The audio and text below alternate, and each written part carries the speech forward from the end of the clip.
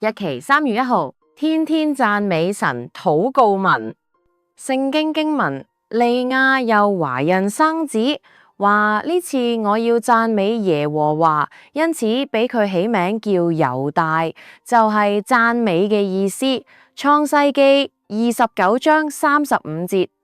哈利路亞，讚美主，因你係叫人得到潔淨嘅神，我所讚美稱謝嘅主上帝啊！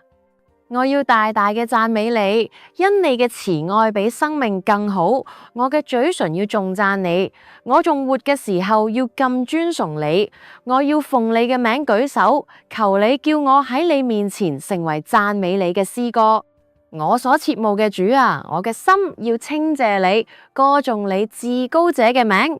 我要早晨傳揚你嘅慈愛，每夜傳揚你嘅信實，呢個就係美事。因你藉你嘅作為鼓勵我，叫我心裏有能力。我要因你手嘅工作歡呼。你係憐憫我嘅主，我喺你嘅殿中仰望你嘅愛。你受嘅讚美正同你嘅名相稱，直到地極。你嘅右手滿咗公義，你係配得一切頌讚稱謝㗎。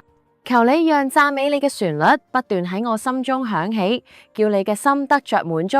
我嘅救贖主啊，我生落嚟係為咗讚美你，讓我嘅生命因讚美你而蘇醒起嚟，叫我永永遠遠喺你面前成為讚美你、稱謝你嘅人。呢個就係我心所願㗎。感謝主，奉主耶穌基督聖名禱告，Amen。